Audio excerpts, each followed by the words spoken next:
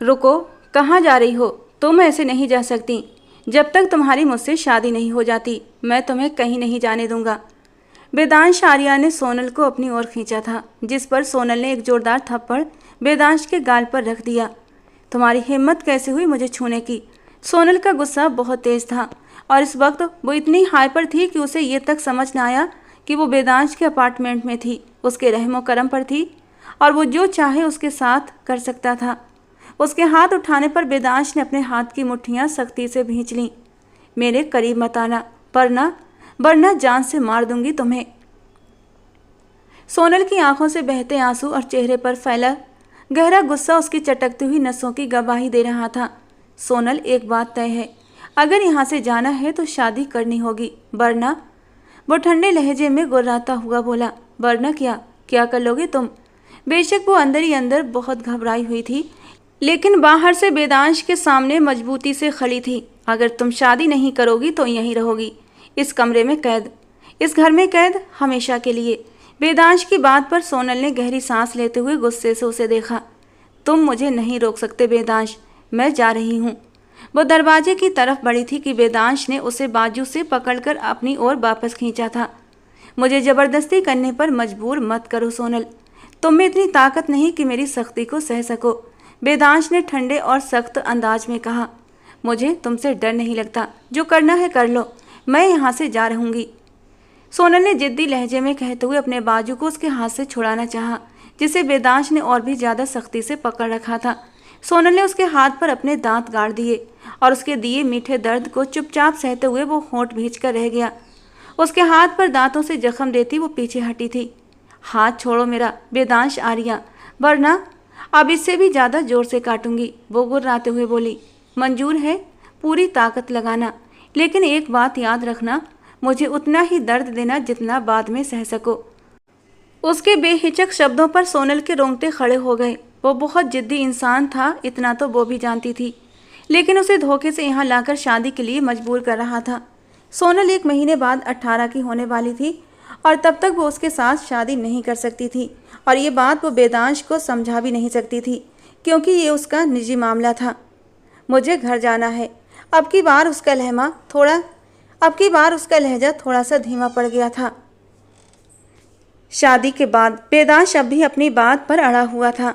सोनल सोच में पड़ गई, उसे किसी भी तरह यहाँ से निकलना था। एक बात मेरी अच्छे से सुन लो वेदांश, चाहे कुछ भी हो जाए मैं तुमसे शादी नहीं करूँगी। मुझे कैद में करना है ना तो कर लो कैद, सारी जिंदगी के लिए कैद कर लो, लेकिन मैं तुमसे शादी नहीं करूँगी, सुना तुमने? वो भी कटाक्ष भरे अंदाज में कहती अब वेदांश को गुस्सा दिला रही थी।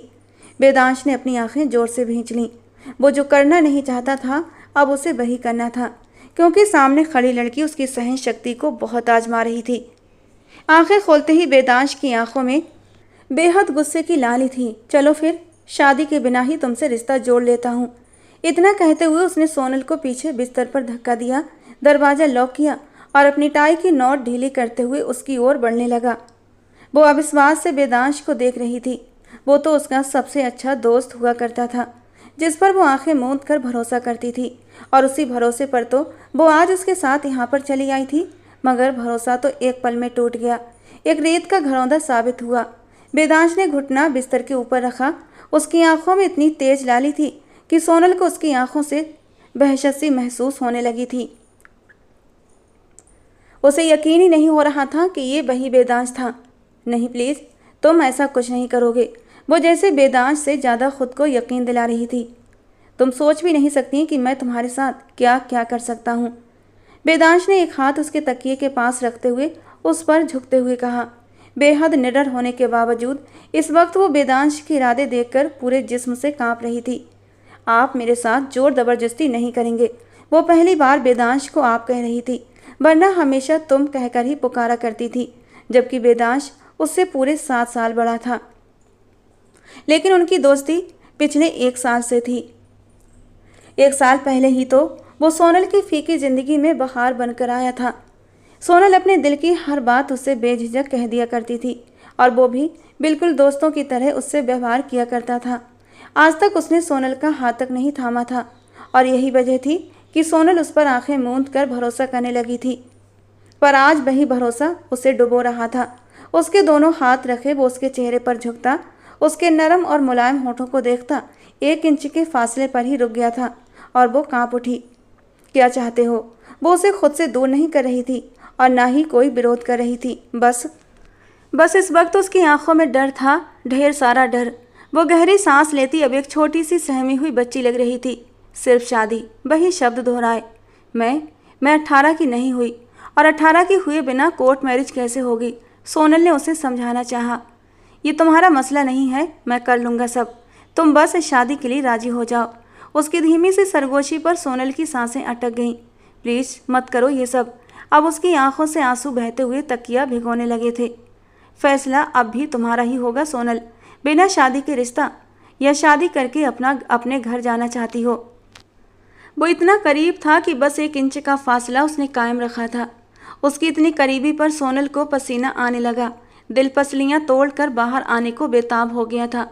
उसने अब तक उसे छुआ भी नहीं था, लेकिन इज्जत के चले जाने का डर अचानक ही उसके दिमाग पर हावी हो गया था। अगर शादी करूंगी तो जाने देंगे? शादी के बाद कुछ और तो नहीं करेंगे ना? मेरा मतलब है सुहागरात तो नहीं मनाएंगे? वो मासूमियत से पूछ रही थी। उसका ये अंदाज बहुत दिलकश था।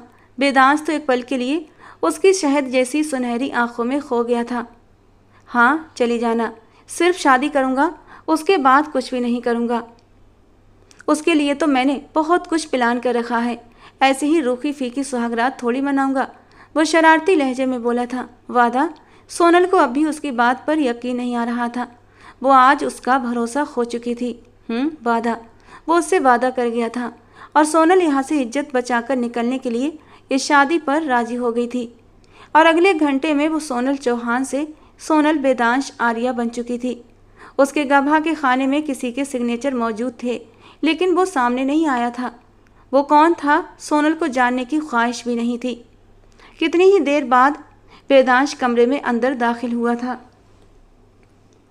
सोनल कब से अकेली उस कमरे में वेदांश का इंतजार कर रही थी।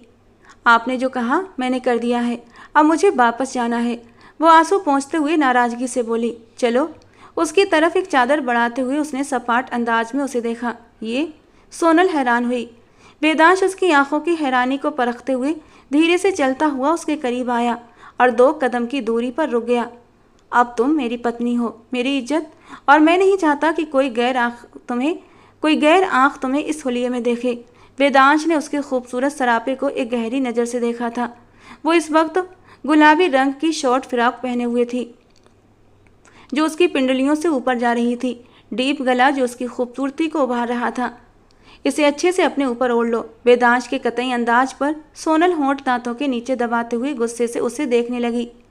तुम मुझ पर यूं हक नहीं जमा सकते। मुझे इस तरह बहनजी टाइप बनकर रहने का कोई शौक नहीं, समझे तुम? वो अपनी टोन में वापस आते हुए भड़क गई थी।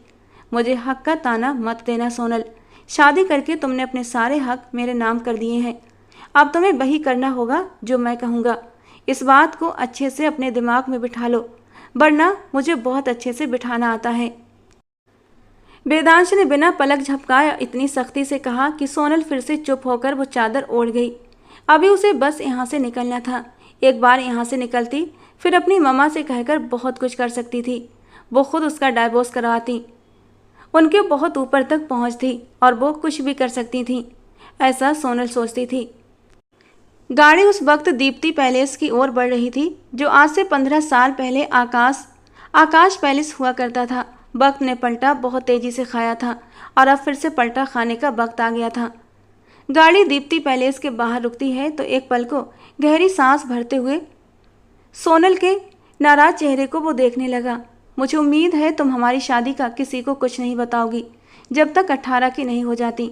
मैं विदाई नहीं लूँगा, और एक बात याद रखना। वो उसके करीब थोड़ा सा झुका था। सोनल के दिल की धड़कन अचानक तेज हो गई। अपनी माँ के साथ मिलकर कोई भी चाल चली या फिर डाइवोर्स लेने का सोचा तो आज तो छोड़ दिया है, वो भी तुम्हारी हालत को देखते हुए। लेकिन हर बार ऐसा हो जरूरी नहीं, और वो भी उस सूरत में जब तुम मेरी पत्नी बन चुकी हो। इसीलिए be careful Mrs now go. वो अब बेअसल लहजे में कहता उसे नीचे उतरने की इजाज़त दे चुका था। सोनल बिना कुछ कहे नीचे उतरती अपने घर का मेन गेट क्रॉस कर गई। वेदांश ने गहरी सांस भरते हुए गाड़ी को रिवर्स गियर में डाल दिया। अपने कमरे में आते ही उसने चादर दूर उछालकर फेंक दी। अपने जूते बैग सब पटक पटक कर फेंके थे और वहीं कॉच पर बैठकर फूट फूट कर रो दी। उसकी बेरंग जिंदगी को रंगों से भरने वाला वेदांश आर्या ही था। उसके आने से पहले तो वो बस जिंदगी को जी रही थी। वेदांश के साथ उसे जिंदगी का हर पल अच्छा लगने लगा था। वो जीने लगी थी। पर आज वेदांश उसका एतबार तोड़कर उसे फिर से मार गया था। कोई भी तो अपना नहीं था जिसके सीने पर सर रखकर वो रो लेती। पापा, अपने पापा को याद करके वो बेहद दुखी हो गई थी। मामा अपनी ही लाइफ में इस कदर गुम थी कि भूल ही गई थी उनकी कोई बेटी भी है, वो जिंदा है और जिसे उनकी ज़रूरत है। वेदांश ने कहा था वो अपनी शादी का किसी को न बताए। वो इस बात पर सिसकी थी। वो किससे कहती, क्या कहती? कौन था सुनने वाला? कोई भी तो नहीं। कौन था जो उसकी तकलीफ पर उसे ढांढस बंधाता? कोई नहीं। इस पैलेस में कोई भी नहीं था।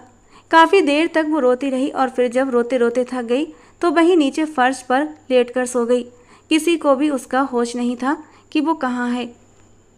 वो कॉलेज से कब आई, उसने खाना खाया या नहीं, वो अपने कमरे से क्यों नहीं निकली।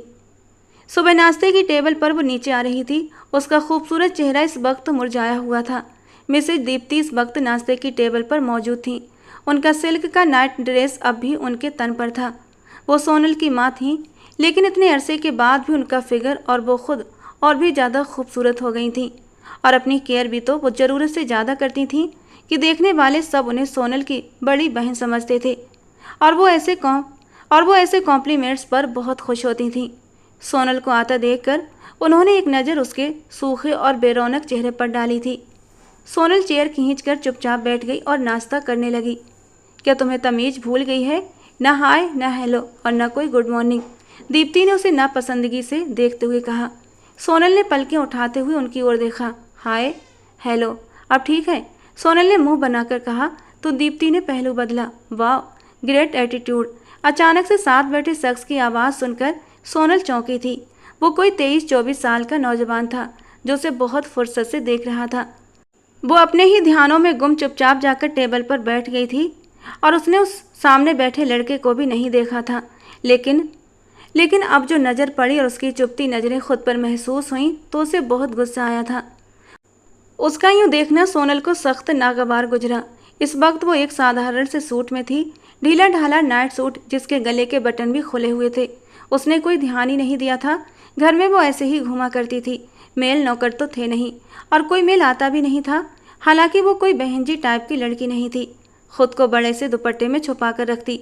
हाँ, वो फैशन करती थी। नए नए फैशनेबल ड्रेस पहनना उसकी हॉबी थी। लेकिन पता नहीं क्यों, शायद वेदांश की बातों का असर था जो उसका दिमाग ये सब कुछ बातें सोचने लगा था और उसे अपना हुलिया आज पहली बार ठीक नहीं लगा था। वो कभी दीप्ति ने उसकी ड्रेसिंग पर टोका भी नहीं था, पर आज न जाने क्यों सोनल को अपना आप बहुत अनकंफर्टेबल लगा। सोनल का जी चाहा साथ बैठे शख्स की आंखें नोचकर फेंक दे जो उसे बहुत गहरी नज़रों से देख रहा था। उसकी अजीब निगाहों को महसूस करती सोनल ने नापसंदगी से उसे देखा, जबकि माथे पर अनगिनत बल पड़े थे। ये संजय है, मेरे बिजनेस पार्टनर जतिन साहब का बेटा, कुछ दिन हमारे यहाँ ही रहेगा। दीप्ति ने सोनल की नज़रों में नापसंदगी देखी थी तो फौरन सफाई दी। क्यों? इनके अपने घर को क्या हुआ जो ये हमारे यहाँ मुफ्त में रोटियाँ तोड़ने आ गए? सोनल ने जलकर कहा। उसकी बात पर संजय के चेहरे पर अचानक संजीदगी छा गई। सोनल, बिहेव योरसेल्फ, वो मेहमान हैं, दीप्ति जी ने डांटा। तो आपका होगा, मेरा नहीं। Excuse me. वो जो हर बार की तरह माँ की तरफ बढ़ने की कोशिश करती थी और फिर कुछ ऐसा हो जाता कि वो उनसे दूर हो जाती, और आज एक बार फिर वो दिल बुरा करके वहाँ से उठ गई। आंटी, आपकी बेटी ने तो मुझे इतना कुछ कह दिया, क्या आपको लगता है कि वो मुझसे शादी करेगी? संजय ने मुंह बनाते हुए कहा। क्यों नहीं करेगी? अभी उसके 18 होने में पूरा 1 महीना बाकी है और तब तक तुम उसे अपनी तरफ मोहित करो कि वो तुम पर भरोसा करने लगे, तुम्हें चाहत की नज़रों से देखे, ताकि 1 महीने बाद वो खुद मुझसे कहे कि उसे संजय से शादी करनी है। दीप्ति जी ने मुस्कुराते हुए आंख मारते कहा तो संजय भी मुस्कुरा दिया। बहुत तेज हैं आप आंटी, और ओपन माइंडेड भी, इसीलिए तो आप मेरी फेवरेट हैं। वो उनके हाथ पर हाथ रखकर तारीफ कर रहा था, जबकि दीप्ति भी मुस्कुरा दी। दूर सीढ़ियाँ चढ़ती सोनल ने यह मंजर नापसंद निगाहों से देखा था। कागजों को ध्यान से जांचने के बाद वेदांश आर्या ने उस बिजनेस डील के पेपर्स पर साइन कर दिए थे। कांग्रेचुलेसन मिस्टर वेदांश, अब हम बिजनेस पार्टनर बन गए हैं। इस एक डील के सफल होने के बाद हम आगे भी साथ में काम करेंगे, रंजीत साहब ने मुस्कुराते हुए कहा तो वेदांश ने गंभीरता से सिर हिलाया। वो एक बहुत बड़े बिजनेस एम्पायर का इकलौता वारिस था। उसे एक छोटी मोटी डील से कोई फर्क नहीं पड़ता था, लेकिन रंजीत साहब को उस वक्त उसकी मदद की सख्त ज़रूरत थी। उनका बिजनेस डूब रहा था, कोई भी उनके साथ बिजनेस करने को तैयार नहीं था और वेदांश अपने दादा की ख्वाहिश पर उनसे ये डील कर रहा था। और वेदांश का उनके साथ बिजनेस करने पर रंजीत साहब बेहद खुश न।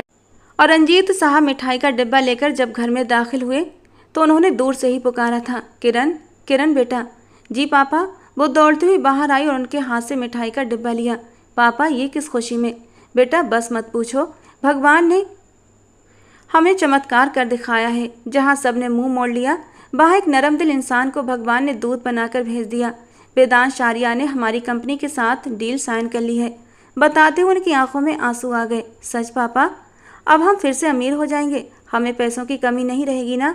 जैसे अभी हम मुश्किल से अपनी ज़िंदगी जी रहे हैं, बाद में नहीं जिएंगे ना? किरण ने खुश होते हुए पूछा था। तो रंजीत साहब रोते हुए भी मुस्कुरा दिए। भगवान ने चाहा तो जरूर हम फिर से अपनी पहली वाली पोजीशन पर लौट आएंगे। उनके अंदाज से खुशी झलक रही थी। किरण ने मिठाई का डिब्बा खोलकर खुद भी खाई और अपने पापा को भी खिलाई। फिर वो अंदर बढ़ गई जहाँ उसकी बीमार माँ थी। मीटिंग से फ्री होते ही वेदांश आर्या ने अपना लैपटॉप ऑन किया। आज लगभग 2 हफ्ते हो चुके थे सोनल से शादी को। न उसने कोई संपर्क किया था और न वेदांश ने। वो उसे कुछ वक्त अकेला छोड़ देना चाहता था ताकि वो अपना मन थोड़ा सा शांत कर ले।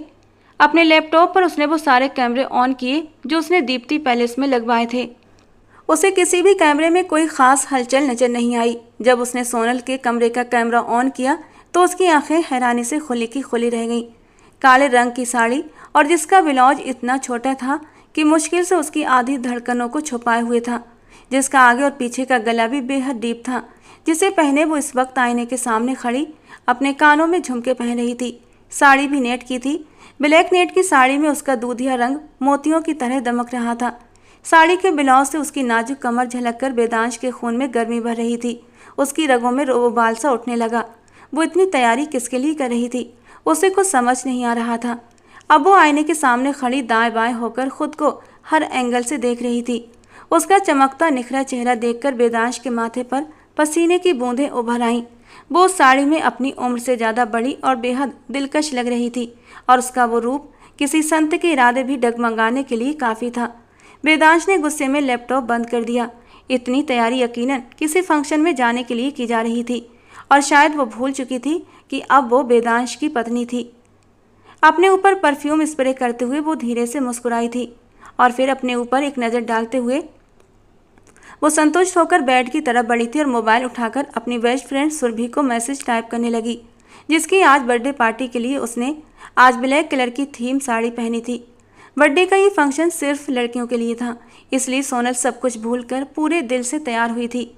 अब वो जाने के लिए पूरी तरह से तैयार थी, पर न जाने क्यों उसे थोड़ा अजीब सा लग रहा था।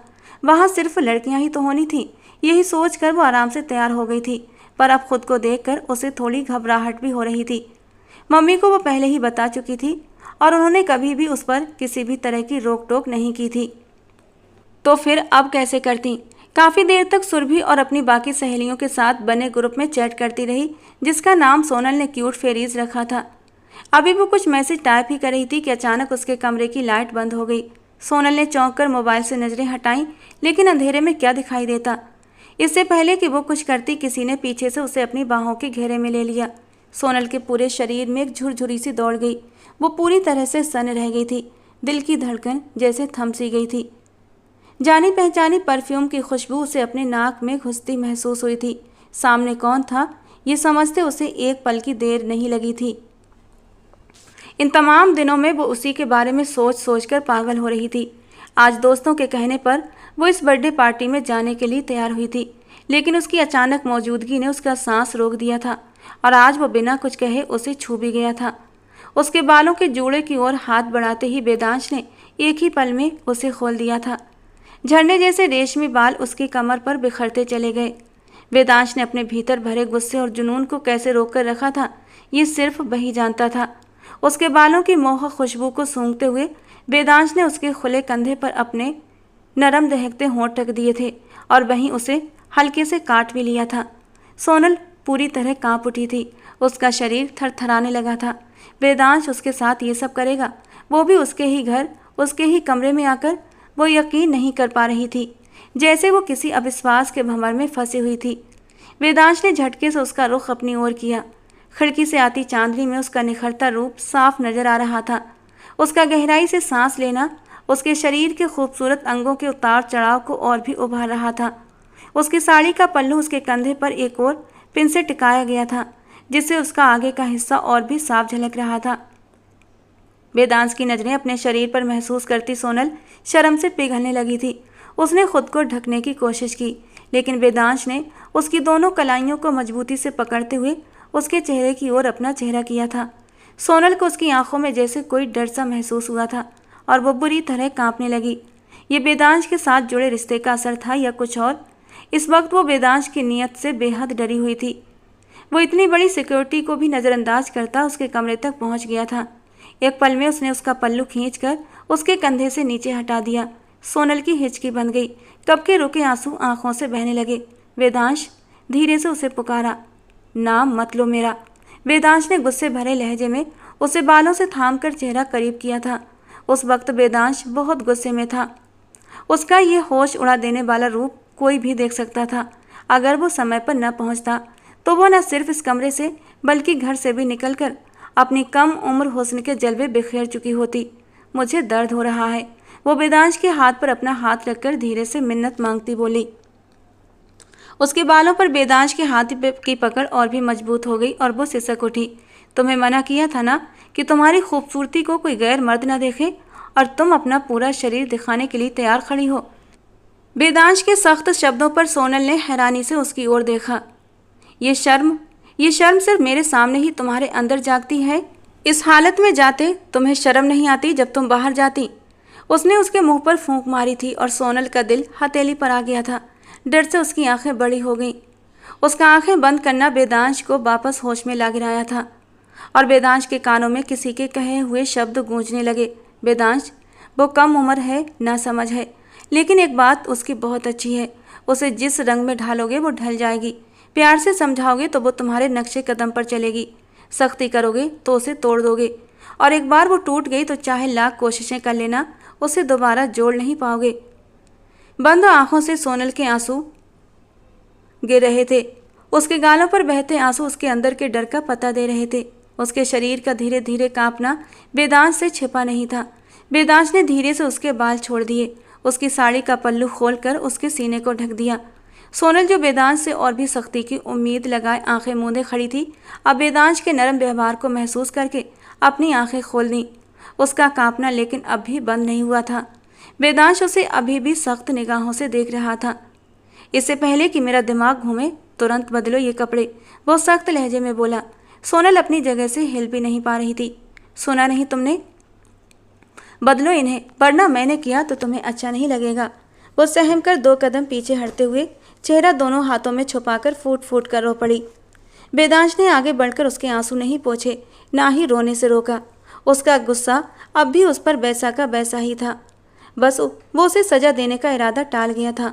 रोना बंद करो सोनल। इस बार लहजा थोड़ा नरम था।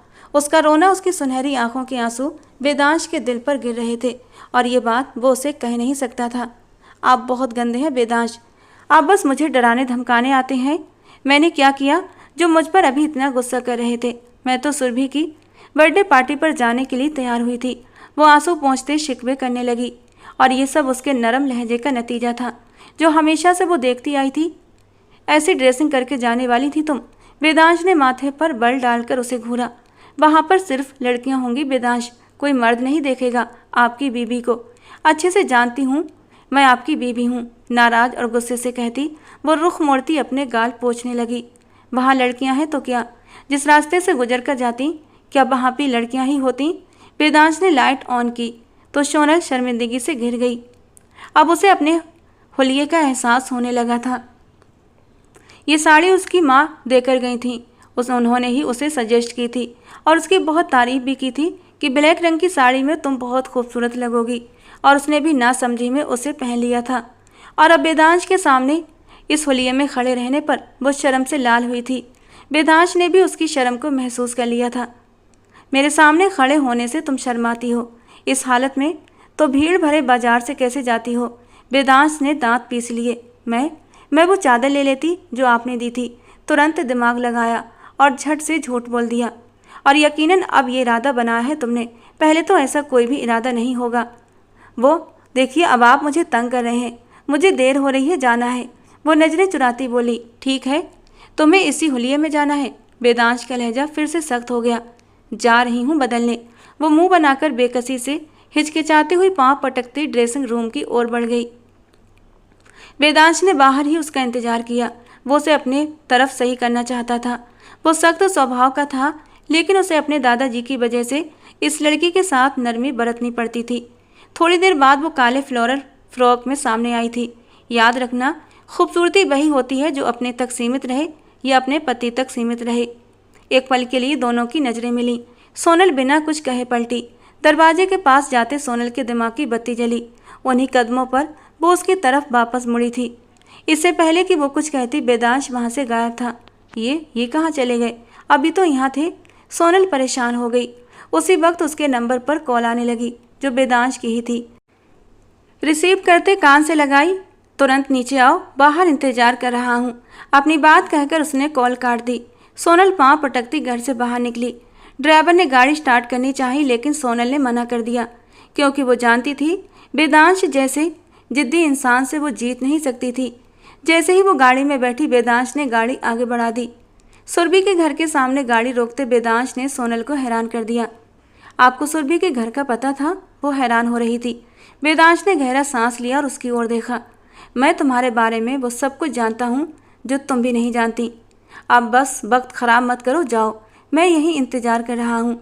वेदांश ने नपे तुले अंदाज में कहा। मतलब मैं जब तक अंदर रहूंगी आप यहीं बाहर इंतजार करेंगे? वो एक बार फिर हैरानी के समंदर में डूब गई। वेदांश ने उसे गहरी नज़रों से देखा। सिर्फ 1 घंटा है तुम्हारे पास, बाहर आ जाना वरना मुझे अंदर आना पड़ेगा। वो उसे चेतावनी दे रहा था तो वो मुंह बनाकर गाड़ी से उतर गई। वेदांश ने अपना लैपटॉप ऑन किया। उसकी आज विदेशी देशों की प्रतिनिधिमंडल के साथ महत्वपूर्ण बैठक थी, जो वो अब गाड़ी में ही करना चाहता था। अरे अभी तो आई हो, अब तुम जाने के चक्कर में पड़ गई हो, थोड़ी देर तो रुको। सुरभि ने उसे 1 घंटे बाद अलविदा कहते देखा तो नाराजगी से बोली, यार रात बहुत हो गई है, अब चलना चाहिए, तुमसे कल बात होती है। सोनल ने मुस्कुराकर कहा और काला सितारों भरा दुपट्टा जो उसकी ड्रेस की मैचिंग का था फैलाकर अपने कंधों पर डाल लिया, इस तरीके से कि उसकी सारी खूबसूरती छुप गई थी। यार तुम अपना इतना खूबसूरत फिगर इस दुपट्टे में क्यों छुपा रही हो? सारी खूबसूरती मध्यम पड़ गई है। खूबसूरती वही होती है जो अपने तक सीमित रहे या फिर अपने पति तक। कुछ देर पहले के कहे शब्द जो वेदांश के थे उसके कानों में गूंज उठे तो होठों ने बेइंतहा मुस्कान को छुआ था। वो किसी को कुछ कहे बिना बाहर निकल आई। वेदांश उसका बेस्ट फ्रेंड अब उसका पति था। हाँ, जोर जबरदस्ती का ही सही, लेकिन अब वो उसके साथ एक मजबूत रिश्ते में आ चुकी थी। उसकी सांसों में अजीब सी हलचल हुई थी, दिल की धड़कनें तेज हुई थीं। एक पल लगा था वेदांश को सोचने का अंदाज बदल गया था। सोनल के हाथ अपने दिल के स्थान पर गए थे। अब तुम भी मुझे धोखा दे दो। वो अपने दिल को डांटती और अपनी धड़कनों को संभालती खुद को डांटने लगी। गाड़ी को और बढ़ी तो वेदांश उसे आते देख चुका था। अभी वो उसकी गाड़ी के करीब पहुंचती कि बीच रास्ते में गाड़ी आ गई। बेइंतहा सोनल के कदम ठहरे। गाड़ी से उतरने वाले व्यक्ति को देख सोनल के माथे पर बल पड़ गए। अरे अच्छा हुआ मैं जल्दी आ गया, आंटी ने मुझे तुम्हें पिक करने को भेजा है, चलो आओ मेरे साथ चलो। गाड़ी तो तुम लाई नहीं। संजय ने उसे बड़े से दुपट्टे में छुपे उसके पूरे अस्तित्व को गहरी नज़रों से देखा था। सोनल की नज़र वेदांश पर जा ठहरी, जो गाड़ी से बाहर खड़ा था, उसे ही देख रहा था। संजय उसकी तरफ नहीं देख सका क्योंकि उसकी पीठ थी। नहीं, मुझे कोई मसला नहीं है, मैं खुद जा सकती हूँ। सोनल ने सहूलियत से इनकार कर दिया और कदम वेदांश की ओर बढ़ाए कि वो फिर से रास्ते में आ गया। अकेली इस वक्त कैसे जाओगी यार, चलो आओ मेरे साथ, नखरे मत दिखाओ ज़्यादा। वो फ्रैंक होता उसकी कलाई थाम गया और सोनल का दिमाग पल में घूमा। उसने उसके मुंह पर एक थप्पड़ रख दिया। खबरदार जो मुझे हाथ भी लगाया, हाथ तोड़ दूंगी तुम्हारा। वो उंगली उठाकर उसे वार्निंग दे रही थी। तेरी इतनी हिम्मत कि तू संजय खन्ना पर हाथ उठाए, तेरी तो। बदले में संजय ने भी हाथ उठाया, जिसे वेदांश ने रास्ते में ही रोक लिया। अपने सामने एक दमदार जवान आदमी को देखकर संजय थोड़ा सा घबरा गया था। उसकी बॉडी बिल्डर जैसी कदकाठी और उसके हाथ पकड़ने की पकड़ संजय को बहुत ताकतवर लगी। छोड़ो मेरा हाथ, वो दर्द से कराहकर रह गया था। वेदांश ने एक झटके से उसकी कलाई छोड़ी कि वो दर्द से बिलबिला उठा। अपनी कलाई थामे वो वेदांश को हैरानी से देखने लगा, जो अचानक न जाने कहाँ से बीच में आ गया था। अगर अपनी जान की खैर चाहते हो तो सोनल से दूर रहना और इसे मेरी धमकी मत समझना, क्योंकि मैं धमकी नहीं देता, करके दिखाता हूँ। वेदांश का चेतावनी भरा लहजा संजय को बहुत कुछ समझाने के लिए काफ़ी था। वेदांश ने पीछे खड़ी सोनल की कलाई को पूरे अधिकार से थामा और गाड़ी की ओर बढ़ा। पलक झपकते ही वो गाड़ी नज़रों से ओझल हो गई। संजय अपनी कलाई थामे दीप्ति जी को सूचना देने लगा। पूरे रास्ते उनके बीच सन्नाटा था। सोनल को वो दिन याद आया जब उसने वेदांश पर हाथ उठाया था। बदले में वो भी उसे मार सकता था, लेकिन उसने सोनल पर हाथ नहीं उठाया था। शादी के बाद भी वो चाहे तो उसके साथ कुछ भी कर सकता था, पर उसने एक बार भी गलत फ़ायदा नहीं उठाया था। फिर इस शादी के पीछे क्या वजह थी? वेदांश ने मुझसे कोर्ट मैरिज क्यों किया? वो सोच में डूबी हुई थी कि तभी गाड़ी रुक गई। दीप्ति पहले से आ चुका था। वेदांश बिल्कुल चुप था। उसके नंबर पर कॉल आ रही थी। किरण का नाम था। सोनल के माथे पर बल पड़ गए। वो कॉल रिसीव नहीं कर रहा था। शायद सोनल के नीचे उतरने का इंतजार कर रहा था, और सोनल का बिल्कुल भी नीचे उतरने का मन नहीं था। घर आ गया है सोनल। मजबूरी में वेदांश को ये बोलना पड़ा। कॉल बंद होते ही एक बार फिर से आ गई थी। सोनल ने होंठ से कोड़ कर वेदांश को देखा। आप मुझे इसीलिए नीचे उतार रहे हैं ना, ताकि मैं जाऊं और आप इस लड़की की कॉल अटेंड कर सकें। सोनल के लहजे में अब इस बात झलक रहा था जो वेदांश को बेहद नागवार गुजरा। कॉल रिसीव करते ही उसने स्पीकर पर डाल दिया। हाँ, लहजा सख्त था। सर, वो आपकी ऑनलाइन मीटिंग है तो आप? मिस किरण, इस वक्त मैं परिवार के साथ हूँ। आप फिर मुझे नहीं बताएंगे कि मुझे क्या करना है और क्या नहीं? वेदांश का लहजा न बहुत सख्त था न नरम। वो कॉल काट चुका था। सोनल को थोड़ी सी तुच्छता महसूस हुई। वेदांश को देखते हुए वो अपने गाल पर आए बालों को कान के पीछे की ओर झटकने लगी। अब ऐसी भी कोई बात नहीं कि मुझे घूरने लगे हो। इतनी रात हो गई है, कोई लड़की कॉल करेगी तो दिल में बहम तो आते हैं ना? बहम? वेदांश के एक शब्द के जवाब पर सोनल का दिल धड़क उठा।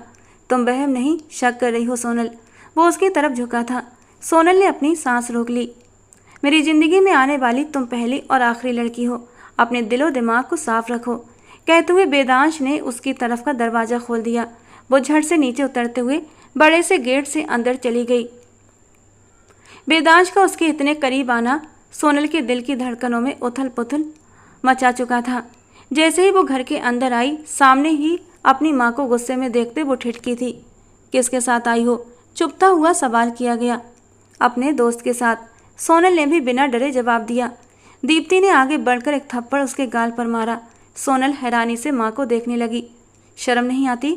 इतनी रात हो गई है, किसी गैर लड़के के साथ घर आती हो और बेशर्मों की तरह माँ को बता भी रही हो। उनकी बात पर सोनल ने होंठ से कोड़ लिए। एक बात आज तुम ध्यान से सुन लो सोनल, मैं तुम्हारा रिश्ता संजय से तय करना चाहती हूँ। बल्कि मैंने तुम्हारा रिश्ता संजय से तय कर दिया है। तुम्हारे 18 साल के होते ही तुम्हारी इससे शादी कर दूंगी। इस मामले में तुम्हारी एक भी नहीं सुनूंगी। अब जाओ अपने कमरे में। वो गुस्से में बोल रही थीं। सोनल को आज माँ की बातें पहले से भी ज़्यादा अजनबी लग रही थीं। कमरे में आकर उसने दरवाज़ा लॉक किया और आंखों में आंसू लिए बैठ गई। पर आज उसे माँ की बात पर गुस्सा नहीं आया था। पता नहीं क्यों, जैसे वो बहुत संतुष्ट थी, और ये संतोष उसे वेदांश ने दिया था। संजय किया कोई भी सोनल के बाल को छू भी नहीं सकता था। सोनल ने आंसू पोंछते हुए गहरा सांस लिया। किरण वेदांश के सख्त लहजे से दिल से टूट चुकी थी। वो अपने पिता के अचानक एक्सीडेंट के बाद वेदांश की कंपनी में साथ हुई डील को पूरा करना चाहती थी, पर उसे बिजनेस की ABCD भी नहीं आती थी। इसी वजह से वेदांश ने वो डील ख़त्म करते हुए उनकी कंपनी को सौंप दिया था और उसे अपनी कंपनी में नौकरी दी, जिससे उसकी ज़िंदगी आगे बढ़ने लगी। पर इस समय वो वेदांश को अपना दिल भी दे चुकी थी। ऑनलाइन मीटिंग फिर से शुरू हो गई थी, लेकिन किरण का दिल बहुत टूट चुका था और उसे खुद ही संभालना था अपनी बीमार माँ के लिए। वेदांश की सुबह आँख खुली तो सोनल के नंबर से आया मैसेज देखा। वो अपनी आंखें पूरी खोल गया। आज कितने वक्त के बाद उसने वेदांश को खुद से मैसेज किया था। वेदांश, मुझे आपसे मिलना है। उसका छोटा सा मैसेज पढ़कर वो कुछ सोचते हुए उसे ओके लिखता और बाथरूम की ओर चला गया। तैयार होकर नीचे आया तो दादाजी अपने खूबसूरत पोते को देखकर खुश हो गए थे। गुड मॉर्निंग दादाजी, आप दिल्ली से कब आए? वो खुशी से उनसे मिला। बस रात को ही पहुंचा हूँ, देर हो गई थी इसलिए मुलाकात नहीं हो सकी। तुम सुनाओ, मिशन सोनल कहाँ तक पहुंचा? वो मुस्कुराए थे। वेदांश भी जवाब में मुस्कुराया। बस अपने अंतिम चरणों में है। जूस का सिप लेते उसने उन्हें देखकर संतुष्ट अंदाज में जवाब दिया। तुम जानते हो ना वेदांश, वो मेरे लिए कितनी महत्वपूर्ण है। मेरे बेटे की एकमात्र निशानी है वो, मेरा सब कुछ। इसके बिना मैंने अपनी ज़िंदगी कैसे जी है ये मैं ही जानता हूँ, या मेरा भगवान। तुम वो अकेले इंसान हो जो उसे मेरे पास वापस ला सकते हो, वरना उसके 18 के होते ही वो दीप्ति जाने क्या करेगी उसके साथ। कमलेश साहब का लहजा टूट गया था, जबकि सोनल के लिए चिंता साफ झलक रही थी। आप परेशान ना हो, मेरे होते हुए ऐसा कुछ भी नहीं होगा। वेदांश ने उसे भरोसा दिलाया। 2 दिन बाद वो 18 की हो जाएगी। वेदांश और दीप्ति कुछ भी, आप जानते हैं कि वो मेरे साथ अब एक मजबूत रिश्ते में है। कोई चाहे भी तो उसे मुझसे अलग नहीं कर सकता।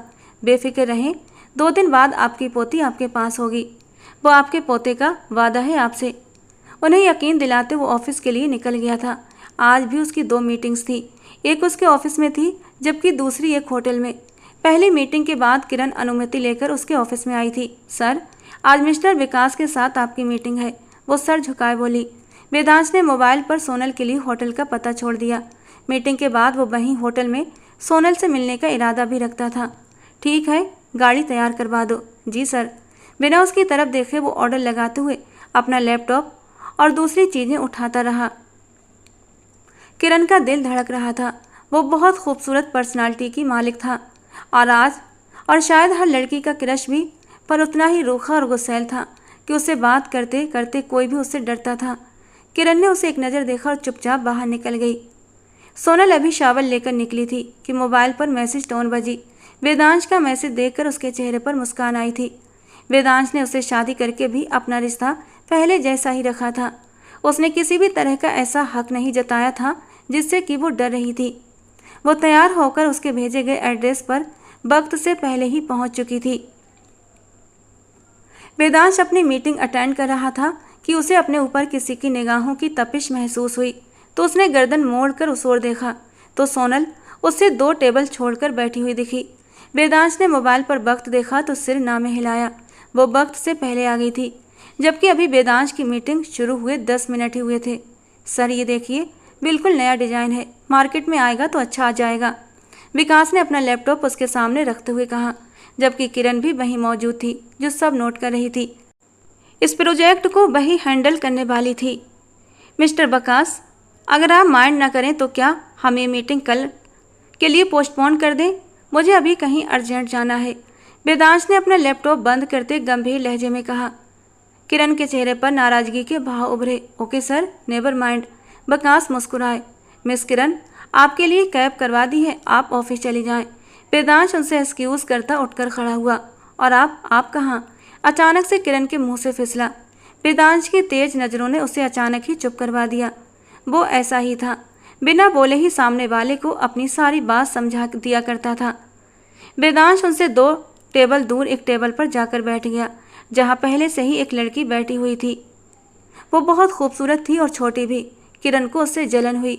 मिस किरण, मेरा ख्याल है हमें चलना चाहिए, कल मुलाकात होगी। मिस्टर विकास भी एक्सक्यूज़ करता वहाँ से चला गया, जबकि किरण उन दोनों को देखती अंदर ही अंदर कड़कने लगी। आपका कितना देर से इंतजार कर रही थी मैं, वो नाराज़गी से बोली। तुम समय से पहले आई हो, वेदांश ने शालीनता से जवाब दिया।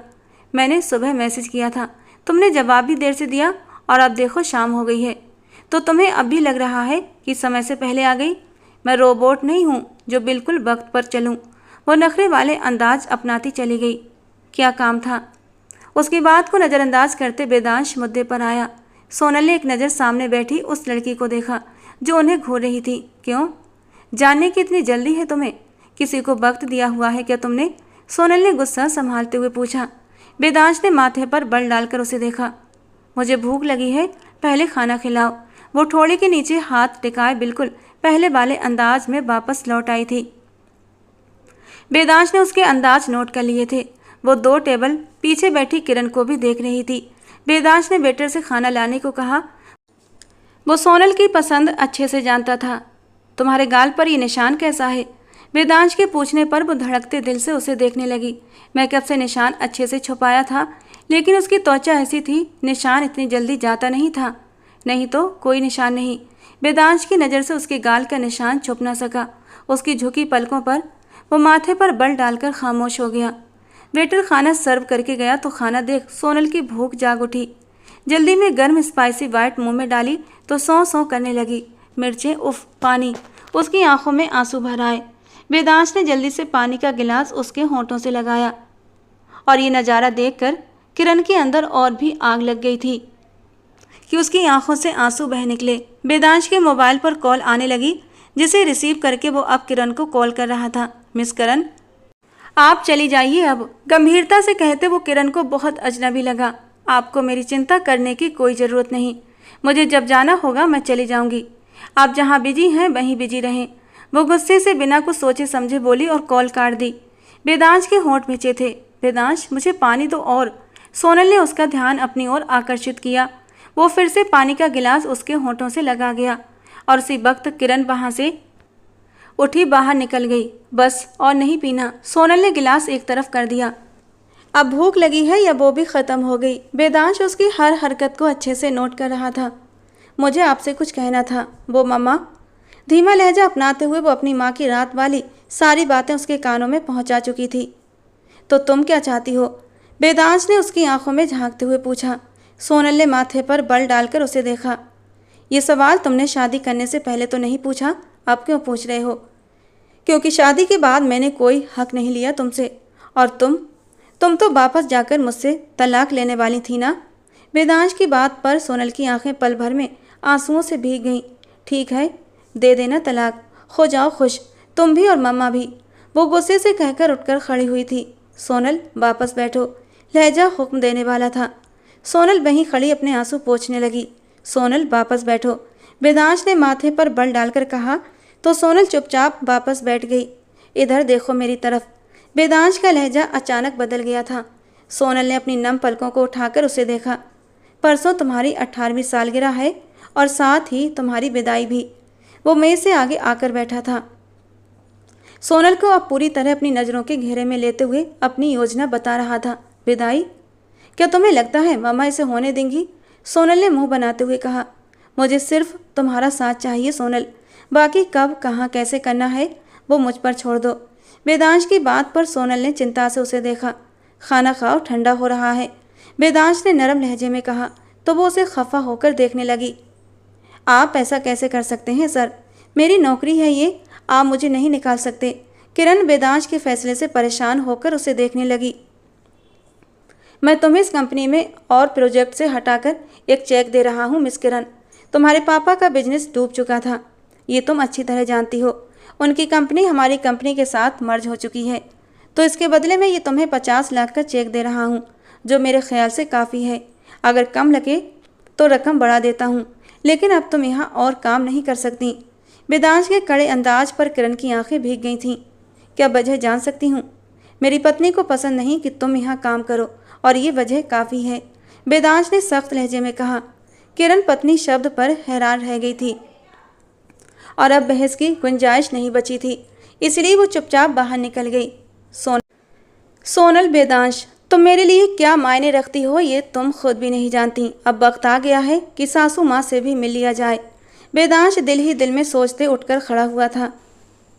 Happy birthday to you, happy birthday dear Sonal, happy birthday to you. Deepti ने बहुत प्यार से सोनल के साथ मिलकर केक काटा।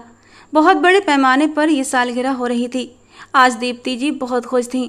आखिरकार वो दिन आ पहुंचा था जब सारी जायदाद की मालिक सोनल हो गई थी और उसकी शादी संजय से कराकर वो सारी जायदाद संजय को ट्रांसफ़र हो जानी थी और संजय को सिर्फ सोनल चाहिए थी। दीप्ति जी ने सोनल को उसे देने का वादा कर लिया था। उन्हें बस उस जायदाद से मतलब था। लेडीज़ एंड जेंटलमैन, आज मैं बहुत खुश हूँ। आज मेरी बेटी 18 साल की हो गई है, तो आज के ही दिन उसकी शादी भी है और मैं अपने दिल अजीज दोस्त जतिन साहब के बेटे संजय के साथ करा रही हूँ। साथ ही तालियां बजाई गईं। सोनल ने होंठ से कोड़ लिए। उसे बस वेदांश का इंतजार था, जो अभी तक पहुंचा नहीं था। पंडित जी के आते ही महफिल में अचानक सन्नाटा छा गया। वेदांश प्लीज आ जाओ, वो दिल से वेदांश को पुकारती हुई अपनी आंखों की नमी साफ करने लगी। रब से पूछ लो चाहे, गवाह ये चांद तारे हैं, न समझो अजनबी, सदियों से हम तो बस तुम्हारे हैं। सोनल की नज़रें गेट की ओर उठी थीं, जहां से वेदांश अपनी पूरी शानो शौकत के साथ अंदर दाखिल हो रहा था। वेदांश को देखते ही दीप्ति जी के चेहरे का रंग उड़ गया था। वो यहाँ किस हक से आया था? दीप्ति गुस्से से सोनल की ओर बढ़ी कि वेदांश ने उसे पीछे करते हुए कहर भरी नज़र से उसे देखा।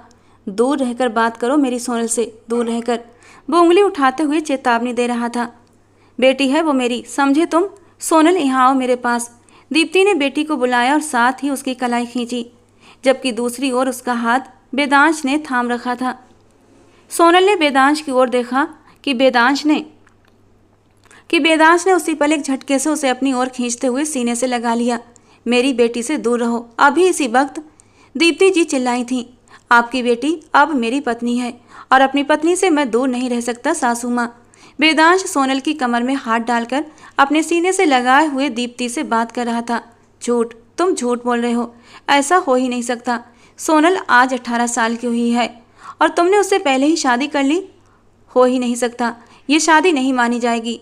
दीप्ति जी की बात पर वेदांश के चेहरे पर एक मुस्कान छा गई। शादी तो हो चुकी है सासू माँ, और शादी का कागज भी मेरे पास है। शादी के लिए उम्र कोई सीमा नहीं रखती।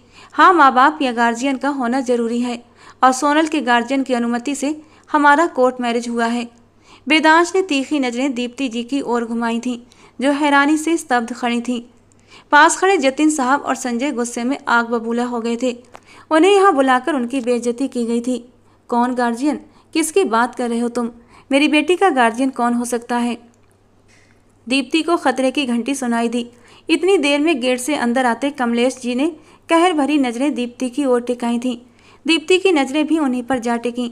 वक्त एक बार फिर से पीछे पलटा था। ज़्यादा पुरानी बात नहीं थी, केवल 15 साल हुए थे जब उनके बेटे की मौत हुई थी। आकाश की मौत, उसे जहर दिया गया था, और जहर किसी और ने नहीं बल्कि दीप्ति ने ही दिया था। उस वक्त ये बात साबित नहीं हो सकी थी, लेकिन कुछ समय बाद ये राज भी खुल गया था। पर वे दीप्ति के खिलाफ कोई भी कार्रवाई नहीं कर सके, क्योंकि दीप्ति के पास उनकी 3 साल की पोती सोनल थी, और जब तक सोनल 18 की नहीं हो जाती तब तक केयर टेकर के रूप में दीप्ति को उसके साथ ही रहना था, और ये आकाश की वसीयत थी। इसीलिए वे चुप रहे और समय आने पर अपने पोते को इस काम के लिए तैयार करते रहे कि वो उनकी लाडली पोती को वापस लेकर आए। आप यहाँ? दीप्ति कमलेश जी को देखकर डर गई। वे अकेले नहीं आए थे, बल्कि अपने साथ पुलिस भी लेकर आए थे, जिस पर दीप्ति की जबान तालू से चिपक गई। अरेस्ट हर इंस्पेक्टर, इसी ने आज से 15 साल पहले मेरे बेटे को मारा था। सबूत भी आपको दे चुका हूँ। अब उसे कड़ी से कड़ी सजा मिलनी चाहिए। कमलेश की बात पर दीप्ति को हवा में ऑक्सीजन की कमी महसूस होने लगी। उन्हें यकीन नहीं हुआ था कि 15 साल पुरानी बात पर उन्हें पुलिस पकड़ सकती है। उन्होंने तो बहुत साफ सुथरा काम किया था। फिर चूक कहाँ पर हो गई? मम्मा, सोनल के होंठों से निकला। वेदांश ने सुना। वेदांश, मम्मा ऐसी नहीं है। मम्मा ने कुछ भी, वो वेदांश को देखते अनिश्चितता से बोली थी, लेकिन वेदांश ने कुछ कहे बिना उसे मजबूती से अपनी बाहों में थामे रखा। वो नहीं चाहता था कि वो अपनी माँ के पास जाकर किसी भी तरह की सहानुभूति उनके ऊपर बरसाए, क्योंकि वो औरत तो सहानुभूति के काबिल ही नहीं थी। पुलिस ने उन्हें हिरासत में ले लिया। नहीं, ये झूठ है, मैंने कुछ नहीं किया, वो चिल्लाई। लेकिन आज उनकी किसी ने नहीं सुनी थी। मम्मा, सोनल उनके पास जाना चाहती थी, लेकिन वेदांश की पकड़ मजबूत थी। वो खुद को छुड़ा नहीं पाई। पुलिस सोनल की माँ को ले गई थी। कमलेश साहब ने सोनल के करीब बढ़ने की कोशिश की तो वो उनसे दूर हट गई। करीब मत आओ मेरे, आपने मेरी मम्मा को पुलिस के हवाले कर दिया, आप गंदे हैं। सोनल, वेदांश ने गुस्से से उसे पुकारा, तो वो सहमकर उसी के सीने में दब गई। कमलेश साहब ने वेदांश को इशारा किया कि वो उसे कुछ ना कहे, और फिर वो चुपचाप बाहर निकल गए। वेदांश को सोनल के रवैये पर दुख हुआ था, लेकिन वो उसके सीने से लगी रो रही थी। वेदांश उसे पीछे नहीं धकेल पाया। वेदांश उसे अपने साथ घर ले आया था। वो उसके साथ चिपकी हुई थी। रास्ते भर उसने उसे समझाया था कि उसकी माँ उसके पिता की कातिल हैं, जहर देकर मारा है उन्होंने उसके पिता को, और अगर वो पिता के खून को माफ़ करना चाहती है तो दादाजी से कह दे, वो कर देंगे। लेकिन दादाजी के साथ बदतमीजी मत करना, उन्होंने तुम्हारा बहुत इंतजार किया है सोनल। सोनल, दादा की पुकार पर सोनल ने उनकी ओर देखा। बेटा, इस बूढ़े आदमी में और इंतजार की ताकत नहीं बची, अपने दादा के सीने से लग जा, वे रोते हुए बोले। तो सोनल ने एक दुखी नज़र वेदांश पर डाली। वेदांश ने उसे दादा के पास जाने का इशारा किया तो वो धीरे धीरे कदम उठाती हुई कमलेश साहब के पास आई। दादाजी की बाहें तुम्हारे लिए वरदान है सोनल बेटा, मेरे सीने से लगो ताकि मुझे यह एहसास हो कि मेरा आकाश आज भी जिंदा है। कमलेश साहब की बात पर सोनल उनके आगे बढ़ती हुई उनके गले से लग गई। दोनों दादा पोती एक दूसरे से गले मिले रोने लगे, जैसे आज ही सोनल अपने पिता की मौत का मातम मना रही हो और कमलेश साहब अपने बेटे का। वेदांश वहां से हटकर अपने कमरे की ओर बढ़ गया था। वो कुछ देर उन्हें अकेला छोड़ देना चाहता था ताकि वे अपने दिल की सारी बातें एक दूसरे से कह सकें। कमलेश साहब उसे लेकर अपने कमरे की ओर बढ़ गए। ये देखो, ये सब तुम्हारा है, तुम्हारी हर सालगिरह का तोहफा मैं यहाँ ला कर रखता था। अपने कमरे से जुड़े एक छोटे से स्टोर रूम जैसे कबर्ड को खोलते हुए उन्होंने सोनल को वो जगह दिखाई जहाँ ढेर सारे गिफ्ट्स रखे थे। ये सब तुम्हारे लिए रखा है। सोनल ने हैरानी से देखा। हाँ बेटा, ये सब तुम्हारा है, मेरी पोती के लिए। और वेदांश, वो आपका क्या लगता है? आपका सगा पोता तो हो नहीं सकता क्योंकि मेरे पापा आपकी अकेली इकलौती संतान थे। उसके सवाल पर कमलेश साहब धीमे से मुस्कुरा दिए। कुछ भी न लगकर बहुत कुछ। दरअसल वेदांश मेरे दोस्त का पोता है। एक कार एक्सीडेंट में उनकी पूरी फैमिली इस दुनिया से चल बसी, सिर्फ वेदांश बचा था और वेदांश को मैंने अपना बना लिया था। वो मुझे दादा कहता है, कहता नहीं बल्कि दादा मानता भी है। ये घर, ये बिजनेस, जायदाद सब उसी का है, लेकिन उसने आज तक ये नहीं जताया कि मैं इस घर का हिस्सा नहीं हूँ। वो मेरी बहुत इज्जत करता है और यही वजह है कि उसने मेरे एक बार कहने पर ही तुमसे विवाह कर लिया। अपने दादाजी की बात सुनते ही सोनल के अंदर भूचाल सा उठने लगा। उसने हैरत से अपने दादाजी की ओर देखा। वो तो यही समझती थी कि वेदांश उससे प्यार करता है, इसीलिए उसने उससे शादी की। लेकिन अब जब सोनल पर हकीकत खुली तो वो टूट गई, पर उसके होंठ खामोश रहे। वेदांश ने खाने का बेहतरीन इंतजाम किया था। तीनों ने मिलकर खाना खाया। इतना बड़ा घर और ढेरों नौकरों की फौज को देखते सोनल बेचैन हुई थी। वेदांश बेटा, सोनल को कमरे में ले जाओ, बहुत थकी हुई होगी मेरी बेटी, अब सुबह बात करेंगे। दादाजी अपनी बातें कहते उसके माथे को चूमते हुए अपने कमरे की ओर बढ़ गए, जबकि सोनल सिर झुकाए शर्माते हुए बैठी हुई थी। उस वक्त वेदांश के दिल पर बिजलियां गिरा रही थी। खुद चलोगी या बाहों में भरकर ले चलूं? वेदांश की बात पर सोनल ने उसे अनजानेपन से देखा और उठकर खड़ी हुई। उसका एटीट्यूड देखकर वेदांश हल्के से मुस्कुराया। कमरे में आते ही वो उसे लेकर बिस्तर की ओर बढ़ा था। छोड़ो मेरा हाथ, आपने मुझे धोखा दिया, मुझसे झूठ बोलकर शादी की। वो गुस्से में थी। एक मिनट, कौन सा झूठ? वेदांश हैरानी से उसे देखने लगा। आपने दादाजी के कहने पर मुझसे शादी की? आपको एक बार भी ये नहीं सोच आई कि जिस दिन मुझे पता चलेगा आप मुझे क्या जस्टिफिकेशन दोगे? वो दुखी थी। और मैं तुम्हें क्यों जस्टिफिकेशन देने लगा? वेदांश की बात पर सोनल का दिमाग और घूमा। आपको शर्म नहीं आती? बीबी बनाकर आप बीबी बनाया कब है? विदाई आज हुई है तो बीबी भी आज ही। वेदांश ने अर्थपूर्ण तरीके से उसकी बात काट दी। वो गुस्से से उसे देखती दूसरी तरफ जाने लगी कि वेदांश ने उसे खींचकर अपने सीने से लगा लिया। सोनल के दिल की धड़कनें तेज हो गई थीं। क्या सुनना चाहती हो सोनल वेदांश से? जानना चाहती हो कि वो एक पल हमारी ज़िंदगी में कब आया जब वेदांश का दिल सोनल के लिए धड़का? वेदांश के गंभीर लहजे पर सोनल की सांसें गहरी हो गईं। तो सुनो, वेदांश अपनी सोनल से बेहिसाब प्यार करता है, इतनी गहराई से चाहता है कि सोनल सोच भी नहीं सकती। वो उसके माथे पर श्रद्धा से होंठ रखकर जुनून के आलम में बोला। सोनल को अंदर तक जैसे सुकून सा उतरता महसूस हुआ। उसके चेहरे को मुस्कान ने छुआ था तो वेदांश ने उसकी मुस्कान चुरा ली। सोनल ने मुंह खोलकर हैरानी से वेदांश को देखा तो वो बाहें चढ़ाता उसे मुस्कुराते हुए देखने लगा और अपने चेहरे को उसके चेहरे से करीब करता उसके नर्म और नाजुक होंठों को अपनी पकड़ में ले गया। उसकी गहराई पर सोनल ने उसकी शर्ट को मजबूती से मुट्ठियों में दबोच लिया। वो उसे अपनी बाहों में थामे मदहोश हुआ था। वो उसकी ज़िंदगी थी, उसकी पहली मोहब्बत, उसका इश्क सोनल ही थी और आज वो उसे दिल से अपनाता उसके दिल को भी सुकून पहुंचा रहा था। वेदांश, थोड़ी सी आज़ादी पर वो गहरी सांस भरते हुए उसे पुकार गई। वो उसके माथे के साथ माथा जोड़कर गहरी सांसें भर रहा था। मैंने उस रात आप पर हाथ उठाया था, आपको गुस्सा तो आया होगा ना? सोनल की बात पर वेदांश ने धीरे से आंखें खोली। नहीं, बिल्कुल नहीं। तुमने जो किया अच्छा किया। मुझे अच्छा लगा कि तुमने अपने बचाव में खड़ा होना आता है। वो उसे कमर से थामे करीब कर गया। अगर कोई और आप पर हाथ उठाता तो आप क्या करते? वो जानना चाहती थी कि वेदांश की नज़र में उसकी क्या अहमियत है। कोई और हो ही नहीं सकता था सोनल, क्योंकि किसी की हिम्मत नहीं कि वो वेदांश के ऊपर उंगली तक उठा सके। हाथ उठाना तो बहुत दूर की बात है। वो उसका दुपट्टा एक तरफ रखता, गंभीर लहजे में बोलता, उसकी धड़कनों को उथल पुथल कर रहा था।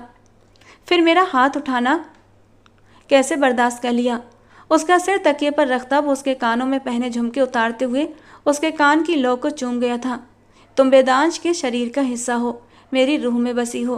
तुम जान से भी मार दो तो तुम्हें पूरा हक है, और यह हक सिर्फ मेरी सोनल को ही है। वेदांश ने कहते उसके होठों पर अपने होठों से ताला लगाया। वो बहुत सवाल करती थी और आज की रात भी उसके सवाल ख़त्म नहीं हो रहे थे, जबकि इस पल का इंतजार वेदांश ने कब से किया था। अब वो उसे बातों में गंवाना नहीं चाहता था। धीरे धीरे गुजरती रात इन दोनों दीवानों की मोहब्बत को अमर कर रही थी। दोस्तों, आज की हमारी कहानी आपको कैसी लगी कमेंट बॉक्स में ज़रूर बताना। पसंद आई हो तो प्लीज़ लाइक करना। रोज़ एक नई और रोमांटिक कहानी सुनने के लिए हमारे चैनल को सब्सक्राइब करना। मिलते हैं दोस्तों अगली किसी नई और रोमांटिक कहानी के साथ।